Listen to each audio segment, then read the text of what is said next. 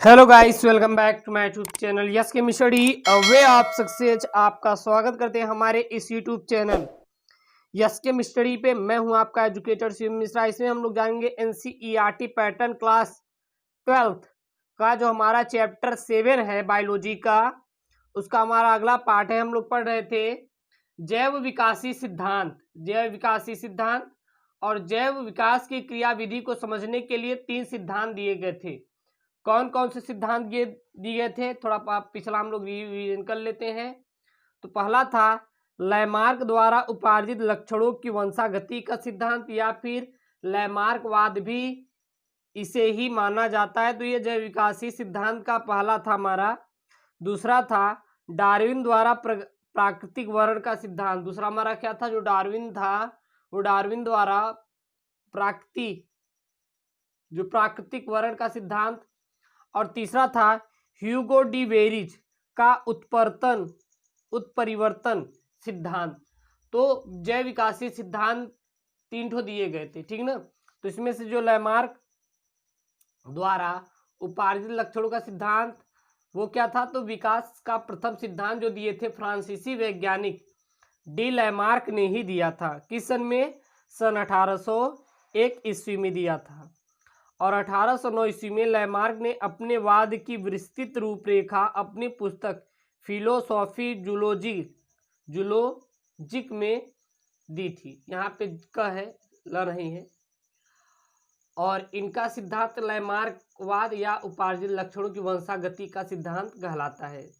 और इनके सिद्धांत क्या थे? पहला था आंतरिक जैव बल, यानी जीवों में आंतरिक बल पाया जाता है। जीवों का आकार बढ़ाने की प्रवृत्ति होती है, जिसका अर्थ यह है कि जीवों के पूरे शरीर तथा उनके विभिन्न अंगों को बढ़ने की क्या होती है?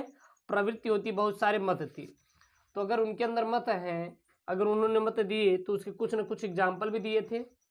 तो अब उन्हीं एग्जाम्पल के बारे में हम लोग पढ़े थे, उदाहरण, ठीक ना। तो अफ्रीका के रेगिस्तानों में पाए जाने वाले जो जिराफ होते हैं वो क्या होते हैं? अपने अंगों का उपयोग करते हैं, जिसके कारण उनके अंग क्या हो गए? बड़े हो गए। जैसे कि देख सकते हैं अफ्रीका में पाए जाने वाले जो जिराफ होते हैं वो क्या करते हैं? ऊंचे ऊंचे पेड़ों की पत्तियों को खाता है, जिसके लिए उसकी अगली गर्दन और पिछली टांग की अपेक्षा क्या हो गई? लंबी हो गई, ठीक है ना। लैमार्क के मतानुसार इनके पूर्वज की गर्दन तथा अगली टांगें सामान्य आकार की थी, लेकिन उस समय वहां घने जंगल तथा घास फूस के मैदान थे। जैसे जैसे वायु शुष्क होती चली गई, घास और फूस जो थे सूखने लगे, जिसके कारण उन्हें भोजन लेने के लिए पेड़ पौधे पर निर्भर होना पड़ा, जिसके फलस्वरूप अपने अगले पैर तथा गर्दन को ऊपर खींचना पड़ता था। और धीरे धीरे इन्हीं ऊंचे पेड़ों की वजह से उनकी जो आगे की टांग और गर्दन क्या हो गई? ऊंची हो गई।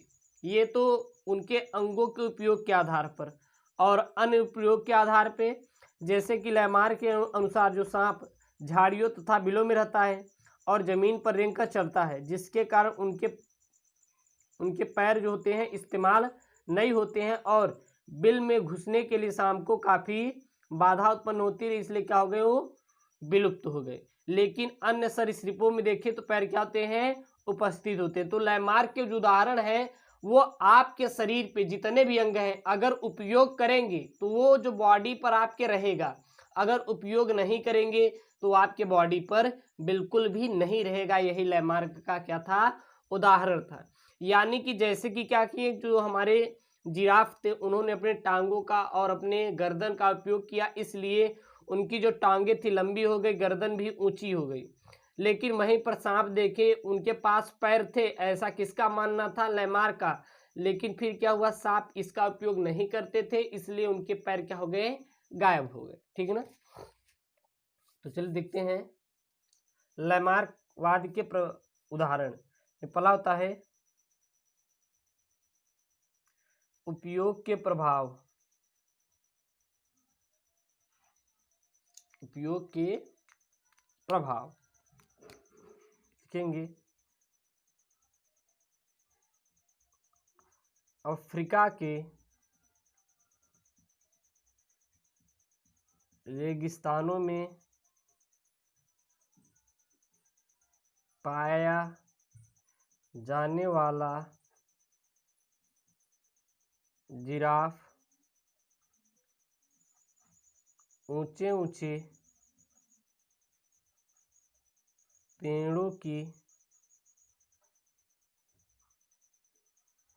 पत्तियों को खाता है, जिसके लिए उसकी अगली टांग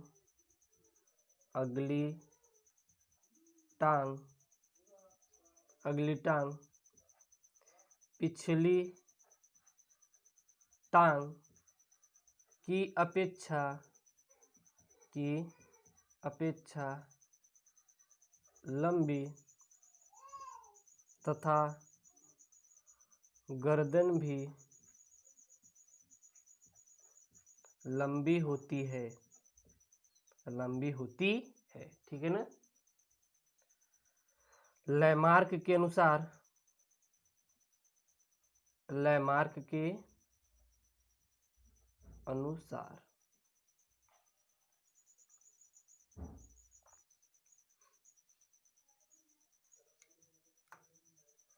इनके पूर्वज, किसके पूर्वज? इस जिराफ के पूर्वज। इनके पूर्वज की गर्दन तथा अगली टांगे सामान्य आकार की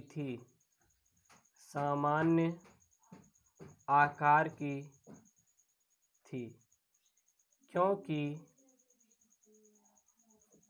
उस समय वहाँ घने जंगल तथा घास फूस के मैदान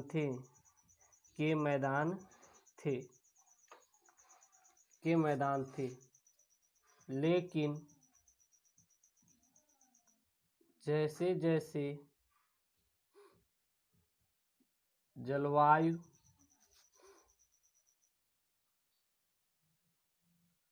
शुष्क होती गई, घास सूखने लगी और उन्हें पेड़ों पर निर्भर रहना पड़ता था। पेड़ों पर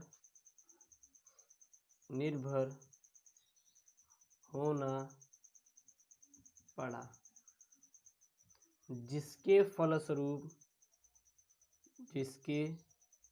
फलस्वरूप उन्हें अपने अगले पैर और किसको? अगले पैर के साथ साथ अपने गर्दन, अगले पैर और गर्दन को ऊपर पेड़ों से पत्तियों को खाने के लिए खींचना पड़ता था। ठीक है ना। अपनी टांगों को, और धीरे धीरे इन्हीं ऊंचे पेड़ों की पत्तियों पर निर्भर होना पड़ा, और धीरे धीरे इन्हीं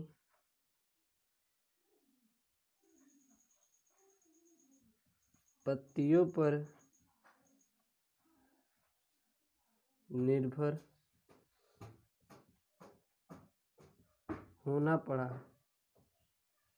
जिसके फलस्वरूप अफ्रीका के रेगिस्तान में लंबी अगली टांग व लंबी गर्दन वाले जिराफों का उद्भव हुआ। ठीक है ना, यही मेन कारण था। अब आता है हमारा अनुप्रयोग का प्रभाव। क्या था हमारा अनुप्रयोग? देखिए, जब उपयोग किए तो क्या हुआ, उनकी टांगे लंबी हो गई, लेकिन अब अगर अनुप्रयोग करेंगे तो क्या होगी, जाहिर सी बात है उनकी जो उपयोग नहीं करेंगे उनकी वो चीज़ क्या हो जाएगी, विलुप्त हो जाएगी। तो आप लिखेंगे अनुप्रयोग का प्रभाव। अनुप्रयोग का प्रभाव। तो लैमार्क के अनुसार सांप झाड़ियों और बिलों में रहता था। ठीक है ना, लिख लेंगे लैमार्क के अनुसार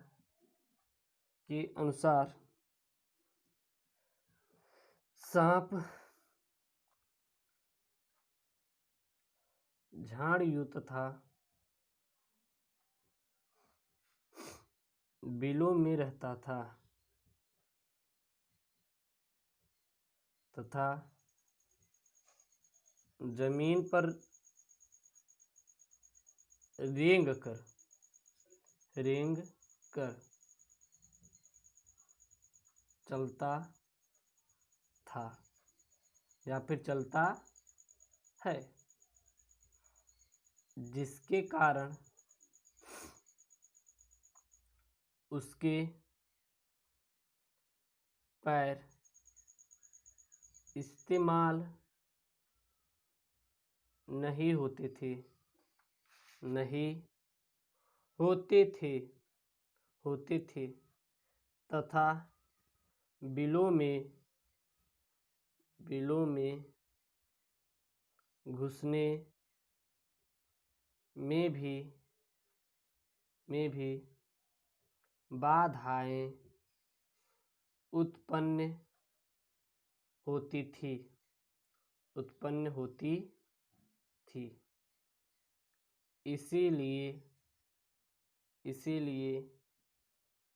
इनके पैर धीरे धीरे लुप्त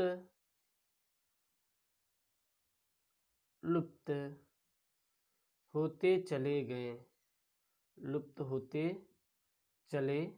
गए, जबकि अन्य सरीसृपों में क्या है, हमारे पैर अभी तक उपस्थित हैं। ठीक है ना। फिर हमारा आता है लैमार्क की आलोचना। अब लैमार्क की आलोचना भी बहुत सारे वैज्ञानिकों ने किया। जब इन्होंने अपना मत दिया तो अब इनको आलोचना का भी सामना करना पड़ा। यहाँ पे हम लोग क्या लिखेंगे, अगली प्यारी सी आपकी हेडिंग होगी, वो होगी हमारा लैमार्कवाद की आलोचना। लैमार्कवाद की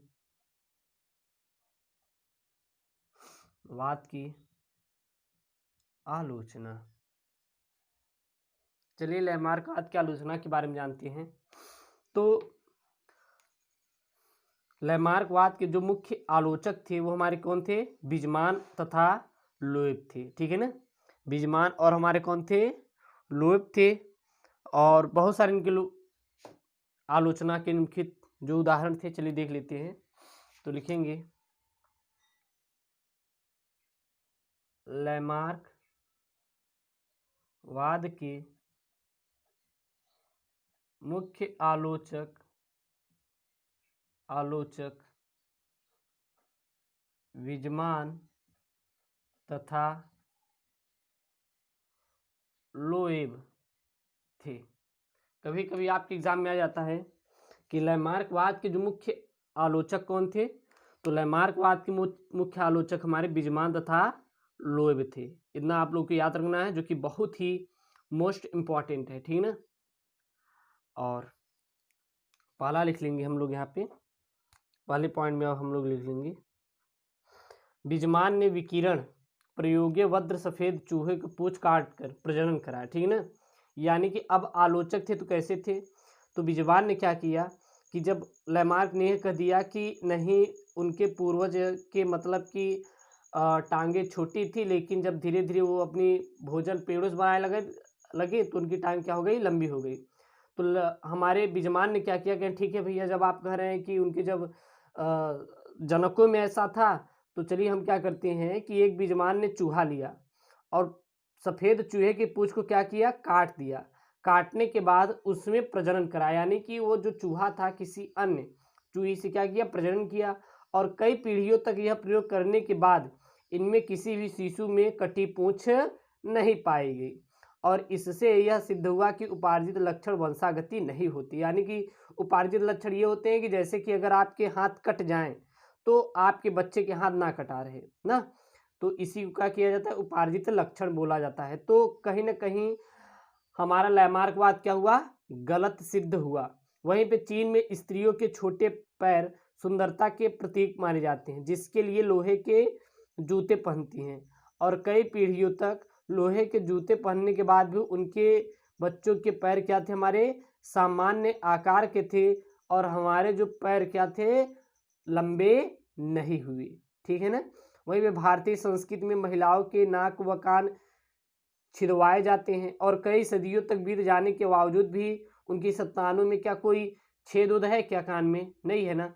तो इसको क्या बोला जाता है, इसको बोला जाता है हमारा क्या, लैमार्कवाद की आलोचना। ठीक है ना। तो चलिए लिख लेते हैं, आप लिखेंगे पहले में, बिजमान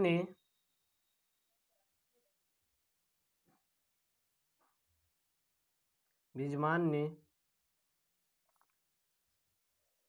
सफेद चूहे के पूंछ को काटकर उनमें प्रजनन कराया, और कई पीढ़ियों तक यह प्रयोग चलता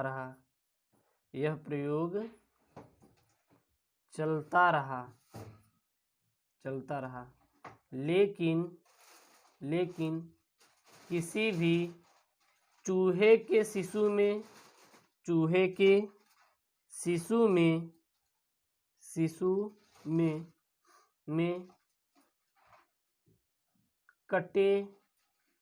कटे पूंछ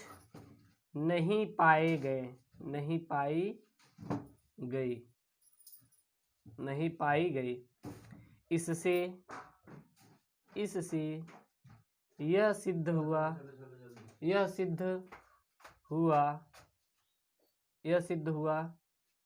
कि उपार्जित लक्षण वंशागति नहीं होते, उपार्जित लक्षण वंशागत नहीं होते। ठीक ना। एक और थोड़ा सा ले लेंगे। दूसरे में हमारा क्या था, जो हमारा चीन की स्त्रियों के पैरों की सुंदरता प्रतीक माने जाते हैं, जिसके लिए क्या पहनते हैं, लोहे के जूते, और कई पीढ़ियों तक लोहे के जूते पहनने के बाद भी उनकी जो बच्चों के क्या थे, हमारे सामान्य आकार के थे। इसको भी आप लिख सकते हैं। और तीसरा वहीं पे लिख सकते हैं कि जो भारतीय संस्कृति में महिलाओं के कान नाक छिदवाए जाते हैं, और कई सदियों के बाद भी उनके संतानों में ऐसी प्रकृति नहीं पाई जाए, इसलिए लैमार्कवाद को अमान्य ठहरा दिया गया। अगले वीडियो में पढ़ेंगे 9 लैमार्कवाद के बारे में। ओके दोस्तों, थैंक यू, जय हिंद।